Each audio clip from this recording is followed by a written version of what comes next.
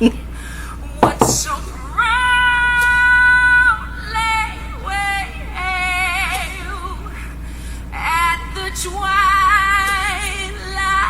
last gleam, whose broad stripes and bright stars through the perilous fight. Rah.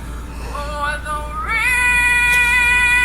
ramparts we watched were so gallantly streaming, and the rockets red Oh my God. bursting in air. Fergie. Gave through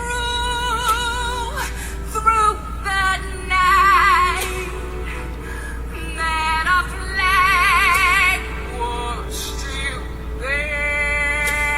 Oh, say, does that star-spangled banner yet wave?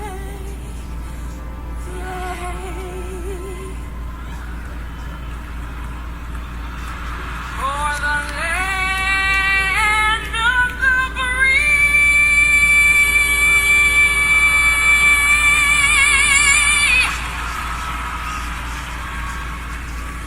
and the home of the brave.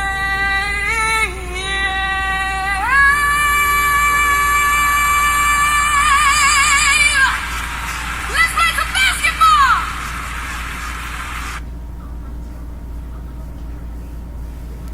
I don't want to play anything, Fergie, honey.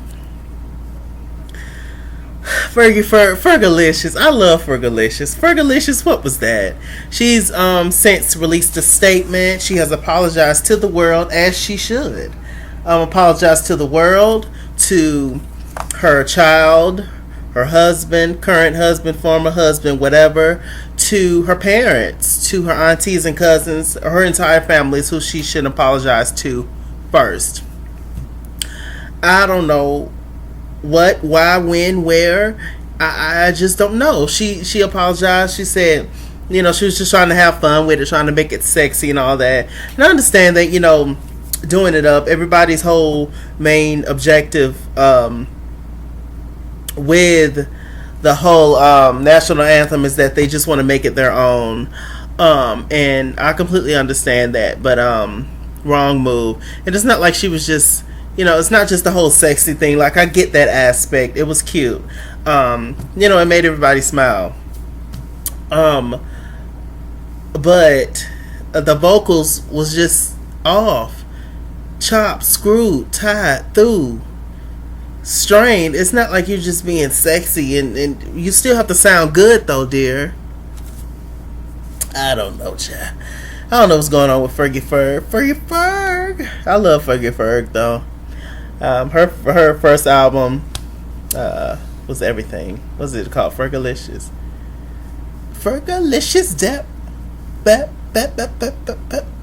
What's one of my favorite songs on that first Fergie album? Finally, now my destiny can begin.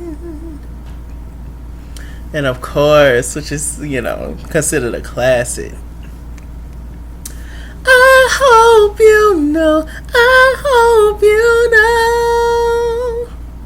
big girls don't cry like a little school. Y'all remember Big Girls Don't Cry. I'm not mad at Fergie at all. I mean, I see what she was trying to do, but it was just a wrong, terrible, tied and through move. Fergie can sing.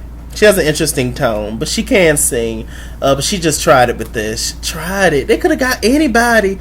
Why they don't be calling all these like R&B divas and stuff that like do all this kind of stuff to sing the national anthem and slay it? Like, I don't understand where they could have called Jasmine Sullivan. They could have called Shantae Moore. She just put an album out. They could have called Monica. They could have called like so many people. Like, is it just that they're not well known? Is it just because they black? Could have called Kiki White with an 8. That's a 8. Kelly Price, what? Come on now, y'all do better. Do better. Call some R&B divas up in here, child. Just saying these national anthems for these games and get them, get their career back out there to the public and all that kind of stuff. I don't know. So Wendy Williams, she talked about the Fergie performance on her show, of course, and she said, Fergie's one of those girls that need auto-tuned, along with Janet, along with J-Lo, yeah, and Beyonce. Now, the audience reaction when she said Beyonce was priceless, it was just like, when you tried it, it's definitely two people that I feel like Wendy Williams don't. It's two female artists that she talks about consistently, and it's never in a positive light, usually, which is Beyonce and Mariah Carey. She talks about Beyonce and Mariah Carey all the time, and it's never nothing good. I feel like she what they do to you? Did they not speak to you one time, Wendy? It's something, because she go back and look at the Wendy archives, darling. She never has anything positive or good or nice to say about Mariah Carey and Beyonce ever. Y'all go back and look at it. But child, Beyonce don't need auto-tune. If she uses auto-tune, it's not because she needs auto-tune. It's because she uses auto-tune. This the times. Everybody uses auto-tunes. I know a lot of people who can sing, but they put a little auto-tune on them, a little stank sauce or whatever. I personally feel like everybody don't need it, and it's not needed on every single song, on every single person. But they use it. But and I do understand there are certain artists who just legit can't sing, and who do need auto-tune heavily auto-tune. But Beyonce is not one of those artists, Wendy. And it's all kind of proof that Beyonce slays. She's been slaying vocally since she was like 15, 14 years old with no, and yes. So I understand. That was very weird. I just feel like they be boosting old Wendy head. They give her the notes and she come in there with her tea and robe, and she just say whatever when she get out there, child, because it just doesn't make any sense. Beyonce needs auto-tune? No. So what else? Did y'all see little Sierra? She finally revealed the baby. Little Sienna, Princess Wilson, real hood name. But such a cute little yummy, little chubby little girl. Sure y'all seen images of her all over the net. She's so cute, so yummy, so cute, so yummy. I have to talk to my sister and my friends. A few of my friends had babies and stuff, and so I gotta get in touch with them because I just want to hold them and love them and just bite them. So cute. Sierra makes beautiful kids. She's a beautiful girl, beautiful kids, beautiful man. She married. Father God, that man is everything more. Hold on for 1 second, y'all.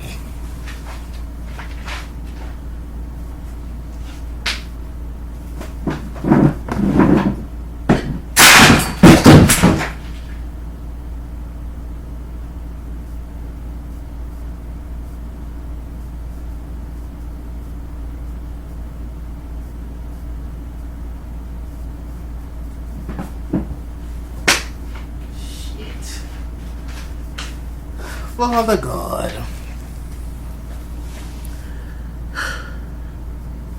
Oh, my mama gonna kick my ass. Okay, anyway, I was trying to hit some, child, and anyway, okay. Tired and through.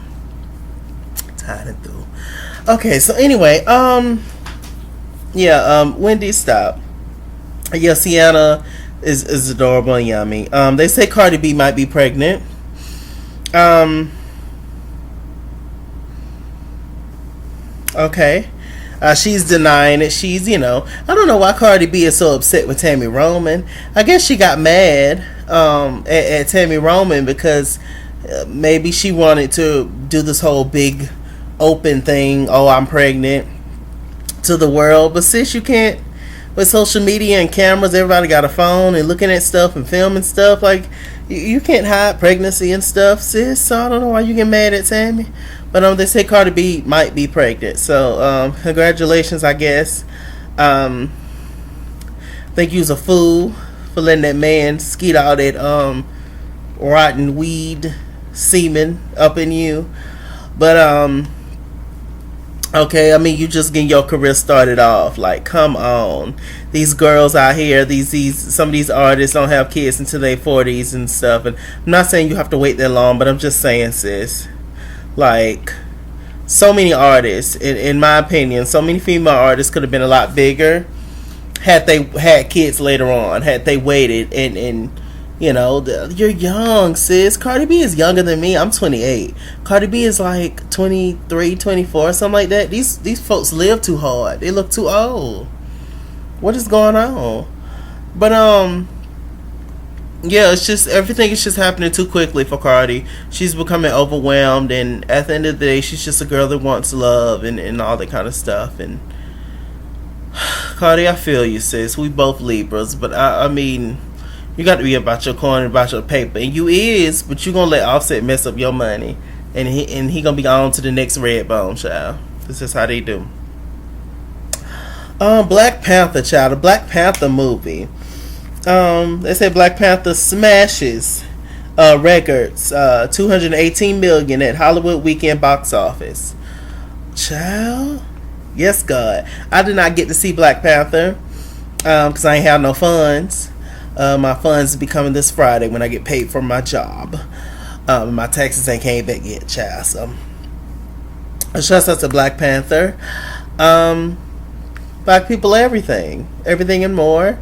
I read somebody saying they said, "Oh, now it's time for a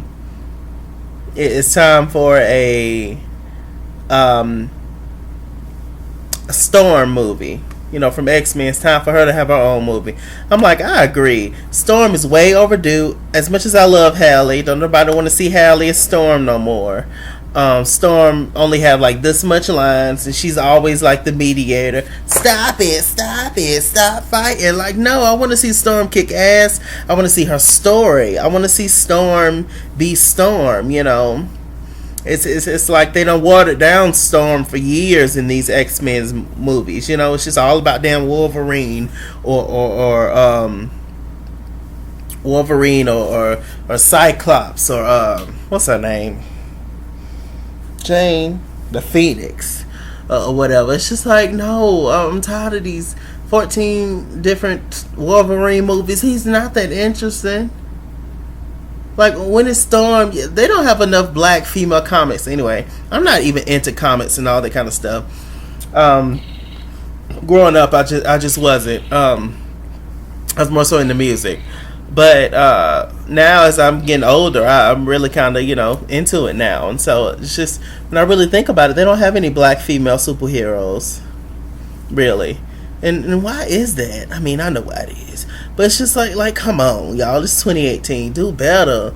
And then black people bringing in numbers. Black Panther. Girls Trip. Like, all these films. All these black films is bringing in numbers. And these people ain't millionaires yet. And so I'm kind of here for the stuff that Monique is saying. She is right. Black people bringing in numbers and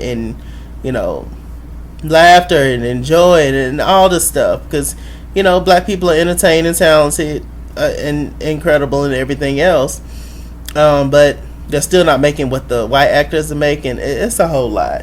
It's crazy. It doesn't make sense though. A lot of the stuff, it does make sense, because of slavery in America and yada, but y'all know. Do better. Okay, what else is going on? Let's see.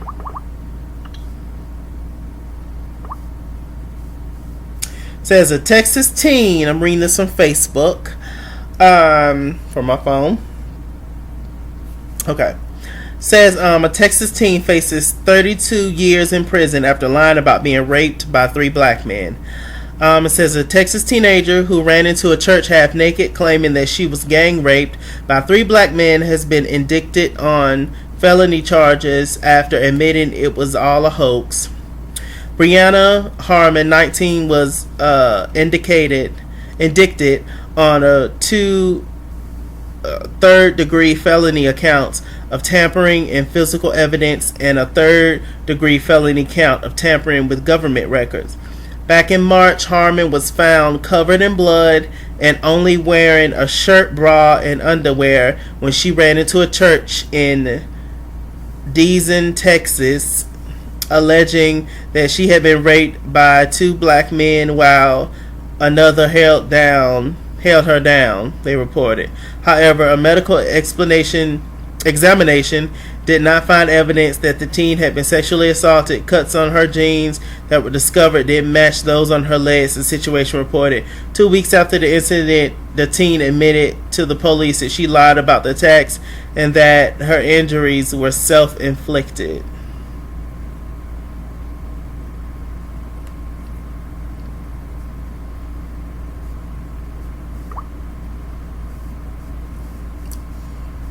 Didn't y'all black mamas tell y'all not to bring no white woman home? Did she tell y'all? I mean, my mama ain't got to worry about that with me. But I'm just saying, like, did she tell y'all?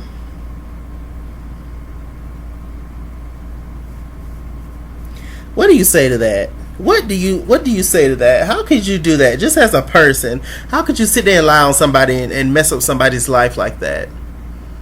Trash box. You and Kim Zolciak, I swear. Chanel Monáe announced his new album called Dirty Computer. I like to see what's on that computer. So talented she is. What else is going on?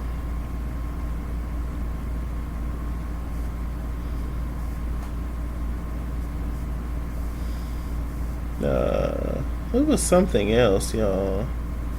Before I get into my last thing.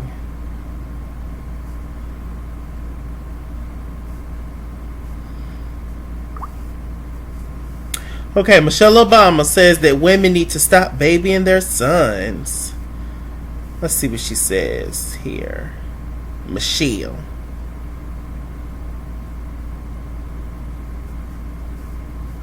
Because you're running the world, and I know that's one of the questions. Is like raising our men. We got to. I was talking to my mother about that the other day. Yes. It's like the problem in the world today is we love our boys. And we raise our girls, you know? We raise them to be strong, and sometimes we take care not to hurt men. And I think we pay for that a little bit. And that's a we thing, because we're raising them, you know? And it's powerful to have strong men, but what does that strength mean? You know, does it mean respect? Does it mean responsibility? Does it mean compassion? Or are we protecting our men too much? So they feel a little entitled and a little, a little self-righteous sometimes. But that's kind of on us too, as women and mothers. Yeah, you know, as we nurture men and push girls to be perfect. I understand what she's saying, and I agree. Women do tend to, prepare their girls more for life and try to, it's the whole saying, daddy's girl and mama's boy. Mama's gonna protect their sons. I know some mamas who will sit right there and they son shoot somebody in the face right in front of them. They say, my son didn't do that. Don't you say that on my son. I agree. I'm here for you, Michelle. I understand exactly what you're saying, sister. Okay. Now, the last thing I want to talk about, I hate to do it, is this whole Kaya and Maddie situation, the Queen's Court. Oh God. Why Kaya just keep talking about this? Why do Kaya, I'm not saying that Maddie don't have any fault in this, but Kaya starts it. Kaya gets on her live. Is you live? Oh, she gets on her live and just act a fool. I understand you on your platform, but somebody you call your sister, like you can't call them with this, like you can't tell them how you really feel about certain stuff. And Kaya started the gag order, which is going to be her little live show. It's going to be on Monday nights at 8 p.m. I guess she's going to be competing with the Queen's Court. I don't know if she's going to still be on the Queen's Court with Maddie. But the Queen's Court airs, on Monday nights at 10 p.m. But it's not coming back until March 19th. So Kaya Shimon, she gets on the gag order, and she's talking, and a lot of stuff, we all can relate to Kaya because she's real. She's authentic. She has no filter. And she just says what a lot of us are feeling and thinking. And a lot of us know people like Kyle. When you're black, Kaya's like your auntie and stuff. She's just gonna say what it is and how it is, and you can only put up with her every once in a while. But you go over there to her house like once a month, check on her, see how she doing, and when she find out some tea, she be the one to tell you, and she'll read you the filth, and that's Kaya. And so, that's why we can relate to Kaya, and I do feel Kaya, because she has been dealt a bad card in the industry. She's not willing to conform, and I can appreciate that about Kaya to a certain extent, sis. But sometimes you got to do what you got to do better and to be better and to be all that you can be. Sometimes you can't do it all by yourself. So she was just saying a whole lot on her live. Everything that I talk about will be in the bottom bar below, y'all. So she talked like for a whole hour about a lot of stuff, and the main thing that she said was that Maddie, she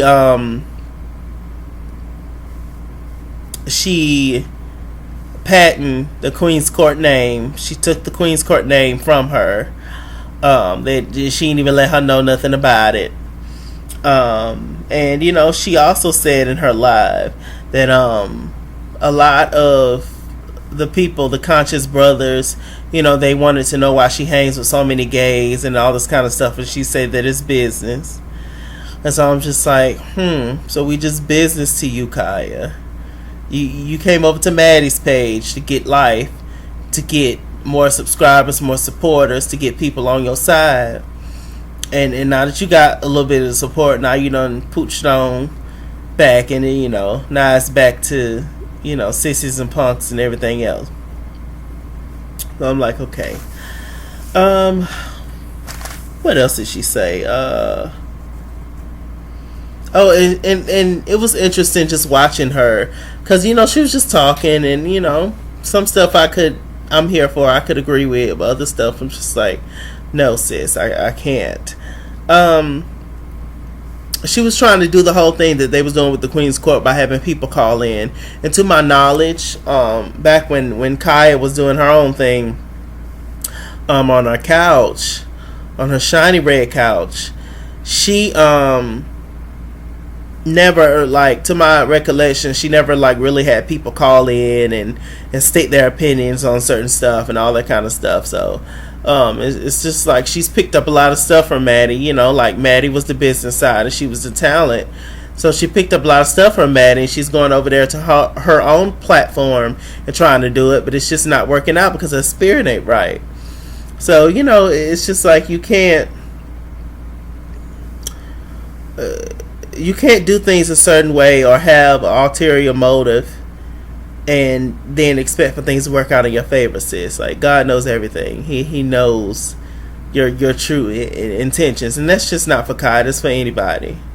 And then she couldn't get the calls right, and when she was saying, "Oh, let me call Jamel, try to get Jamel over here," Jamel is Maddie's people. Kaya, why would they leave Maddie to go over there and help you out? Because you can't answer the phone calls and figure out how to work the door machines. You swear you could do everything by yourself, can't you? Very interesting. And so, of course, basically Kaya called Maddie a liar. So Maddie, she went on live and she expressed that they had all kind of deals with Will Packard, the guy who is, I believe, the producer of Last Christmas? Almost Christmas with Monique and all that. They had a deal with him, but he decided not to go with the Queen's Court. Actually, Nicki Minaj reached out to Madison and said, "Would you and Kaya be interested in doing like a little live show? Just taking this whole thing to another level." And she got in touch with Nicki Minaj. Her and Nicki Minaj had chatted many times, and the Queen's Court was big fans of Nicki Minaj. And so somehow or another, Kaya did not want to do that. Madison said that Kaya ended up blocking Nicki Minaj on, I guess on Twitter or whatever, or Instagram, whatever. And so it's just interesting to me, like, even if you didn't want to do the deal, or even if you thought it was, the deal was unfair that Nicki was offering y'all, why did you have to block her? It's almost like, as talented and as amazing as Kaya is, I don't know. It's like she wants the big fame. She wants it, but she wants it on her terms. Like, sis, sometimes you have to just get in there, then you get great and change it, or, then you take over. Like, you get in there, say thank you, and then take over. Like, you can't, I don't know. I don't know what's going on with Kaya. It's just really a mess. And T.S. Madison, she even mentioned Justin Jay's name, and said that he tried to license the Queen's Court, and he was going to kind of like rub it in their faces and stuff, which is karma, sis. You can't do that, Justin Child.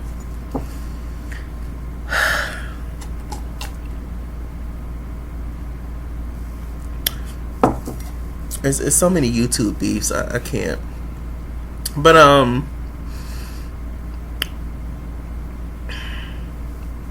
it's just a mess. It's just really unfortunate. It's just really messed up. But that whole comment that Kaya said, that it's just business with the gays, and it's just business with the gays. What? No, I know you didn't say that. Whenever you do your roast and gag shows, all she used to have is a whole bunch of sweaty queens behind her in caftans and shades and glasses and squeezing in shirts. Their buttons about to pop and all that. And we just the Queen's Court wouldn't be the Queen's Court without both of y'all. And I don't think she gets that. She might have been doing the Queen's Court in terms of roasting and gagging and the whole docket. She may have been doing that longer than Maddie. Maddie was the one that came in and was just like, "Look, sis, let's make this a whole business. Let's make this a thing." Because Kaya wasn't thinking about it. Kaya was just it's like she just wants to talk her mess, but she don't want to get anywhere from it. Really. But I don't know. I don't know. It's just sad to see the breakdown of a friendship, like, in public. You think, like I said earlier, you think somebody you call your sis and all this kind of stuff, that you would be more in contact with them. You would talk to them about all this kind of stuff. Like, we saw them in DC recently. They performed Next Caller, and I watched a clip where they was at like a club. They was talking about PrEP and HIV awareness and all that kind of stuff, and they said they had a long conversation. It was nice, and so I don't know where this is coming from. It's like she comes back, she's cool with you to your face, but then she goes back on her own channel, then shades you to death. And she even brought up Monique, saying that, you know, she wanted to ask Monique questions about the whole Oprah thing, and, you know, were you really playing your mother in Precious, how she believed your brother over you when you said that your brother molested you and all that kind of stuff. Like I said, I doubt Kaya would have said that to that lady. Like, come on, Kaya, sis, you ain't saying that to that woman. So, I was just like, it's just crazy. It's just crazy, and it's just sad to see all of this. It really, really is. Because we was all rooting for the Queen's Court. At least some of us was genuinely rooting for the Queen's Court. I know I was. So it's just messed up to see the breakdown of not just something that could have been incredible, but a friendship more importantly. But another interesting thing Kai said in her live is that she is the Queen's Court looking to get picked up. So if they get picked up, is you gonna go on over there to Maddie's basement? She said she's not going back to the basement over there in Maddie's house. But she gonna still do her gag order over there on her Instagram live and stuff. And so it's just gonna be a competition now. Who we watching? We watching Instagram live, we watching Facebook live. It's just a mess. It's just truly, truly, truly a mess. I just don't know. I just don't know. God bless everybody. That's all I have to say. And with that said, I'm Mr. Chalaki. This has been Chalaki News. I know I usually say that at the beginning, but child, I just got so overwhelmed with that Fergie video. That was honestly my first time watching Fergie singing the national anthem. And my God, what a job she did. But yeah, just wish everybody the best in all parties. They're very talented, beautiful, incredible women, so they're going to be fine separately, but together it's just some kind of magic. But we'll see, child, what all goes down March 19th. Shouts out to Maddie. So with that said, I'm Mr. Chalaki. Mr. Chalaki on Google Plus. Follow me at Iskinsworld Instagram and Twitter. At Iskinsworld89 at Iskinsworld89 on Snapchat. Chase King on Facebook. And remember, everything that I talk about will be in the bottom bar below, darlings. Alright, shouts out to Conscious TV as well. Yes, love his videos. Alright, see you guys later. Bye.